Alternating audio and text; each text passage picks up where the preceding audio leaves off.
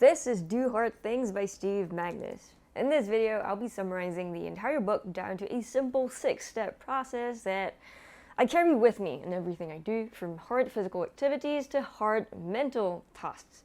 First, I'll be explaining how I use this framework in Do Hard Things to climb a mountain a few months ago.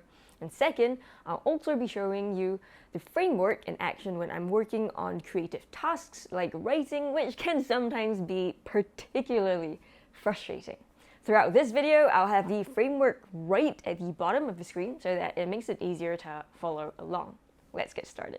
In 2023, I visited Mount Asahidake in Hokkaido, Japan, and I kind of fell in love with the mountain. I knew that I wanted to come back the next year and climb to the summit. But here's the problem.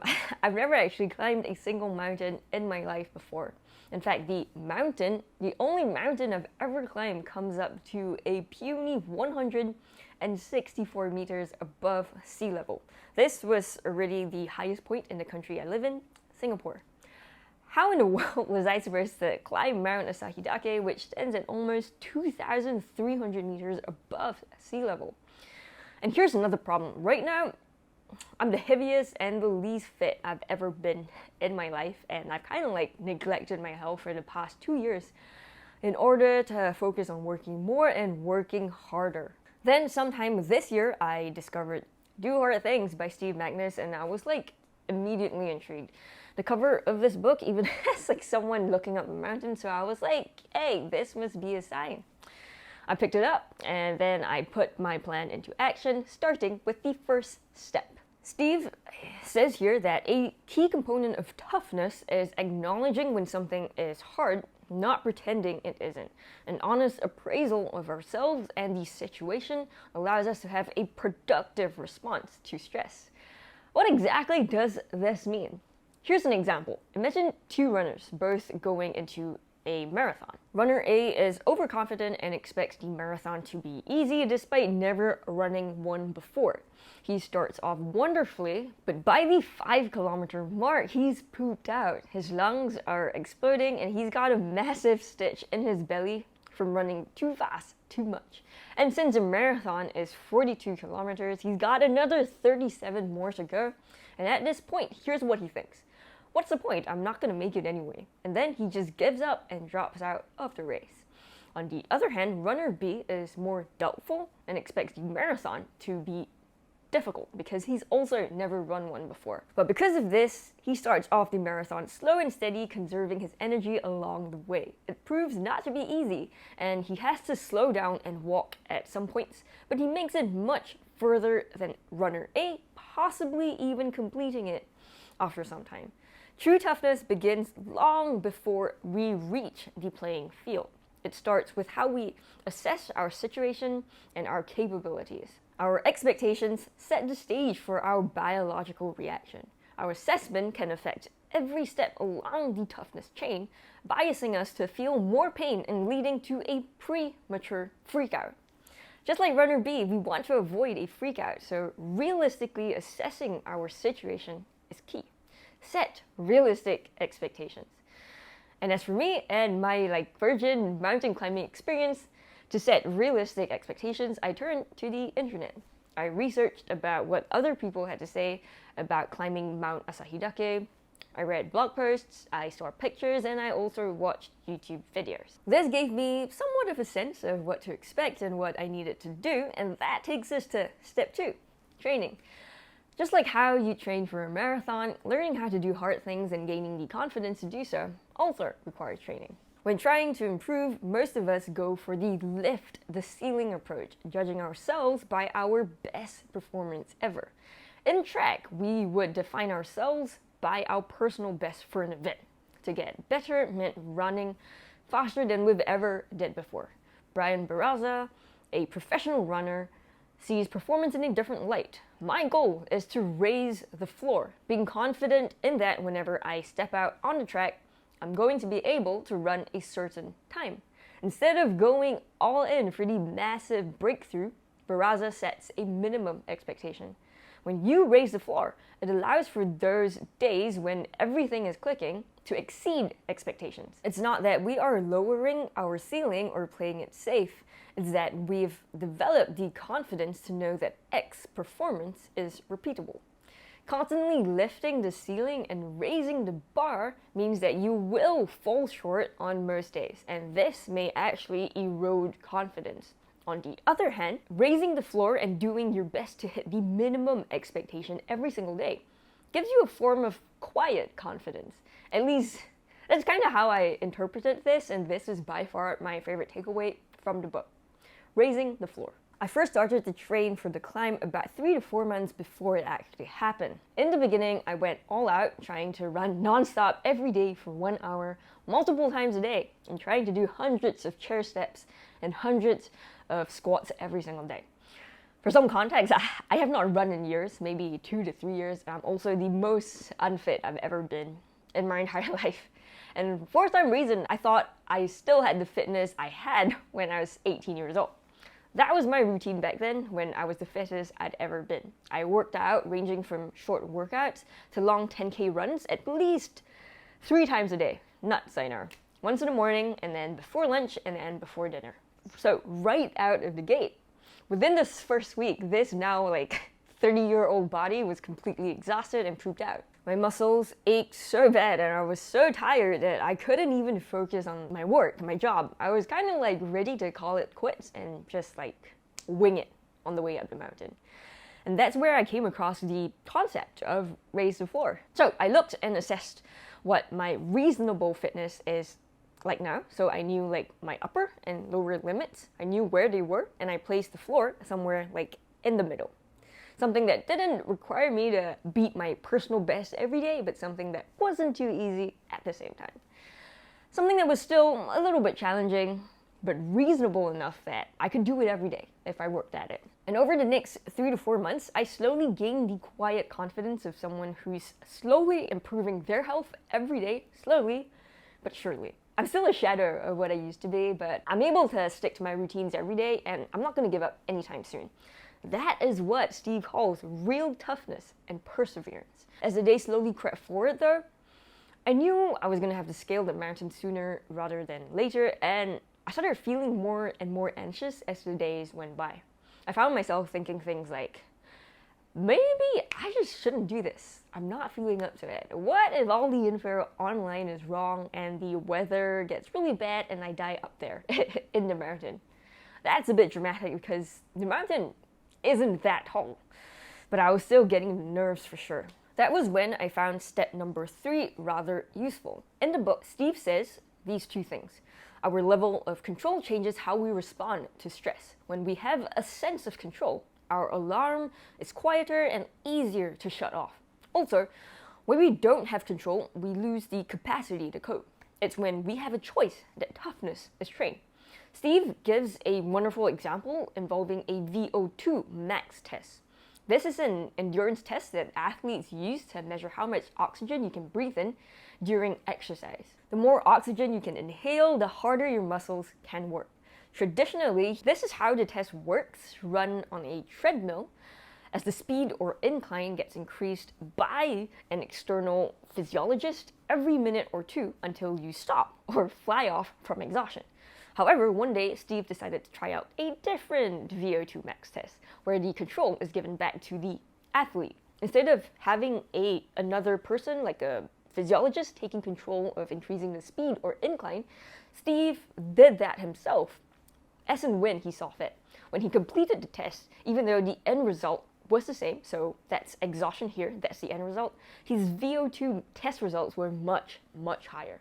He also went on to try out this new VO2 test with other athletes as well. And similar to Steve, all the better runners actually scored higher and concluded that they needed more freedom and more choice when it came to exploring their limits. If you have more autonomy, more freedom, more choice, you will be tougher. That is the general trend of the world.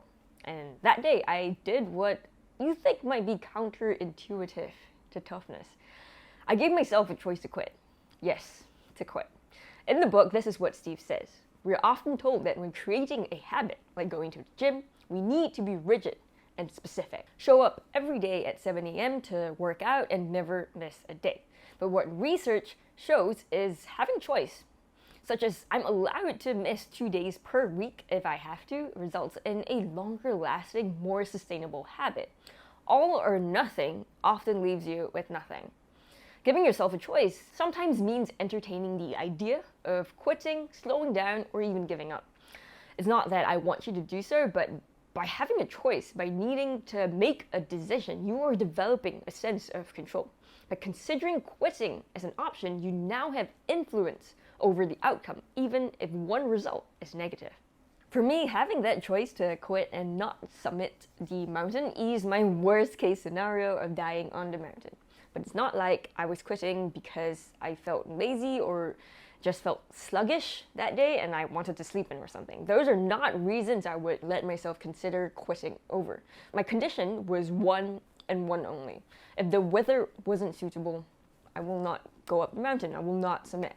And by taking back some control, giving myself this choice, I felt more confident and felt less dread as the day drew closer. The day of the hike to the summit, I got dressed. I had 4 layers covering my upper body, 2 layers covering my lower body, complete with waterproof hiking boots, a pair of hiking poles, calorie mate in my bag, and 2 liters of water to tide me through that day. The rain cloud had also just passed the day before, and the skies were relatively sunny and clear. I felt pretty confident and excited to get going. The start of the climb was relatively easy, with just a slight incline and a clearly marked out path. But after an hour in, the path kind of disappeared, and it was marked only with a rope that kind of disappeared and then reappeared. And also we had a few checkpoints along the way. Another hour in, and the width of the mountain got narrower, with steep drop-offs on both sides. I sometimes stared out and wondered what would happen if I lost my footing. You can watch tons of videos to see what the climb's like, but nothing will ever prepare you for the raw strength and beauty of the mountain itself. It's like in that moment you're aware of your own puniness and mortality. Looking back too, I kind of wished I had taken more photos for this video, but I was more focused on trying to stay balanced and not sliding off the mountain. At this point, I started noticing thoughts creeping into my mind. I'm hungry, I'm tired, my calves are hurting, I've never climbed such a steep incline before. Every step is a potential step to doom, especially if you're me and you have terrible balance. Then I remembered what Steve said in his book, and that takes us to step number 4. Here's what he said. Previously, I'd experienced panic or dread as the pain increased.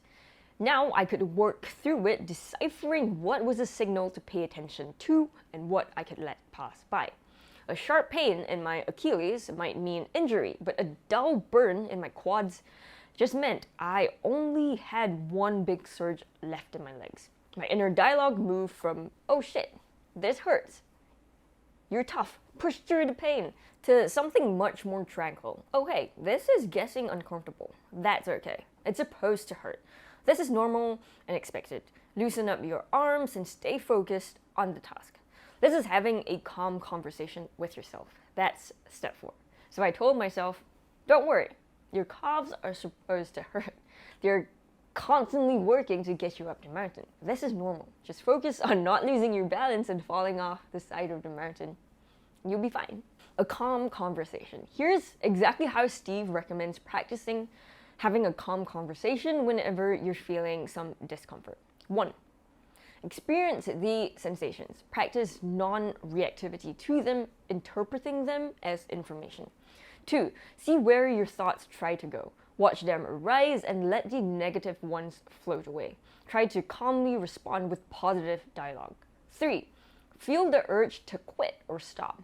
Once you feel the urge to quit, try different strategies to navigate the urge. The key is not fighting it. 4. Your goal is to create space between feeling the sensations and jumping toward the urge to quit. You're trying to decouple the feeling and the response. Number 3 on the list here was what helped me the most. Whenever I now feel the urge to quit or stop, I no longer just try to push the feeling deep down. Instead, I try to sit with it for a few minutes and then I cope with them using the strategy I found in the book. That's step 5. zooming out. In the book, there are many different types of like zooming out, but not all of them I found particularly helpful. One of the most useful ones by far though is linguistic zooming, and that involves switching from first person to either second or third person. By doing so, we put distance between what's occurring and our response to it. So instead of thinking to yourself in first person, which usually always starts with the word I, so like, I'm hungry and I'm tired, this is in first person, try to refer to yourself in the third person. So you can use the word she, or like, so she's hungry and tired, or you can even use your own name, like Liz is hungry and tired. When we adopt a self-distance perspective, our view of the world broadens. We can let go of the emotionality, seeing it for what it is instead of letting it spiral. We see our current predicament as a challenge. When put through stressful situations, if we use self-distance, inner dialogue, it not only helps decrease anxiety, shame, and rumination, but also leads to better overall performance. So, up on the mountain, in between all the doubts that I was having about climbing the mountain, I tried my best to like zoom out and not fight the discomfort. I saw myself climbing the mountain with aching calves, and I told myself, hey, Liz is getting tired. Liz is getting hungry. Stuff like that. And somehow every time I've done this, I've sat with the discomfort and zoomed out. The discomfort sort of like fades, and I just like continue on. You know how they say that motivation follows action? That's exactly what I experienced here. Whenever I felt the discomfort like arising in my chest and the anxiety makes my heart pound, I just like watched it without judgment. I heard the beats of my heart, the lump in my throat forming. I told myself like, Liz is getting anxious, but I never actually stopped moving or stopped moving forward and taking each step forward. I never stopped to have like a massive freak out over how tired and how hungry I was. And eventually, the discomfort left me. It would arise again every few minutes, I'm not gonna lie, that's usually how it works for me. But every time it does, I just watched, non-judgmentally, and observed by like zooming out. I kept repeating this process over and over again, and finally, I was just 100 meters away from the summit. But unfortunately, this was several hours into the hike, and I started feeling an extreme pain. As prepared as I was when I started the hike up the mountain, I had forgotten one thing: gloves. There was nothing to actually like cover my hands, but I thought, heck, it is almost summer anyway, how cold could it get? Oh, I was so wrong about that. The first couple hours up the mountain was fine. I didn't feel anything. Then, the weather changed. An unexpected rain cloud had come into the area despite the weather forecast not saying anything about it. And we all know how unpredictable the weather can be. So 3 hours into the hike, the temperature had dropped to below 0 degrees and ice started forming on like my hair and also my eyelids. The wind was like howling, carrying all the rain and snow along with it, and it kept plowing into my exposed hands. I found like one tiny plastic bag to cover one of my hands, but as I kept moving higher and higher up the mountain, the wind ripped into it like it was nothing. My hands went from feeling a little bit painful, then it went numb. I couldn't feel the trekking pole at all, despite seeing that I was actually holding on to it. And after the numbness, that came like extreme pain. It felt like the wind had like cut into my hands. This wasn't like mere discomfort, it was pain. It was like very, very painful, unlike anything I've ever experienced in my hands before. At this point, I'm actually just 100 meters away from the summit. I could literally see it. But with how difficult the climb is, I knew it'll take another like 30 minutes just to get up that 100 meters. And then another 30 minutes to get back. And I also knew that frostbite would set in about half an hour to an hour at a 0 degrees situation. So with a heavy heart, I decided to turn back. Because as a content creator, someone who writes scripts upon scripts upon scripts for a living, I can't afford to lose my fingers just to climb up the damn mountain. I need like all of my fingers, all of them. And here's where I remembered Steve's book again. When it comes to striving for success, we often focus all of our energy on the persistence part of the equation. But persistence isn't always wanted or warranted. Think of the climber who is closing in on the summit of the mountain, yet fatigue is taking over her body, and her mind is losing its clarity thanks to oxygen deprivation. She has enough energy to make it to the top, but to survive, she needs to be able to make it back down the mountain. And in an analysis of nearly 100 years of deaths on Everest, of all the climbers who made it to the so-called death zone of over 8,000 meters altitude, only 10% died while making their way up the mountain, while 73% perished on their way back down. What's the tough decision in this case? To persist, sapping your energy before the riskiest part of your journey, or abandon the goal and find a new one, making it down the mountain. The ability to re-engage, to shift your goal elsewhere is a vital skill that tough individuals possess. After putting so much work into a singular pursuit, it can be nearly impossible to let it go. No one wants to fail, to come so close but turn away. But tough individuals possess the self-awareness to evaluate and weigh the contrasting pulls of the desire to continue to reach their goal and the reality of the demands they face and the risks that come with those. Also, that they can make the best possible choice. Instead of blindly persisting, if the right move is to quit, they are able to reframe their goal or find a new one and re-engage with the activity. This is where we get into step 6. Re-engage and reframe if you need to. Oftentimes we equate bulldozing our way through our feelings as being tough. We put on a bravado and push past the pain, thinking that's what's tough. If I had done so, I might have lost some of my fingers that day, because who the hell tries to climb a mountain in sub-zero temperatures and forgets to break gloves? Instead, I think I was still tough that day, simply because I made the tough choice to quit in the face of real risk. That just wasn't worth it. I listened to my body and I came out better for it. I took a quick shot of my hands a couple days after the climb. Not a pretty sight for sure. And now I've re-engaged. My next goal is to save up more money and go back and climb that damn mountain within the next 1 to 2 years. And this time, I will bring gloves. But beyond just doing physical activity and mountain climbing, I still remember some of Steve's teachings when I find myself working a particularly hard creative task. Here's an example. This book. I'm not gonna lie, this book has been one of the hardest books I've had to read so far in recent months. Don't get me wrong, it's a fantastic research-packed book, but the thing is, it's like mostly filled with sports analogies that I have less than zero interest in, so my eyes just kind of like glazed over when I was reading it. And it's also filled with lots of like sciencey stuff that unfortunately was a bit hard for my small, unsciencey brain to comprehend.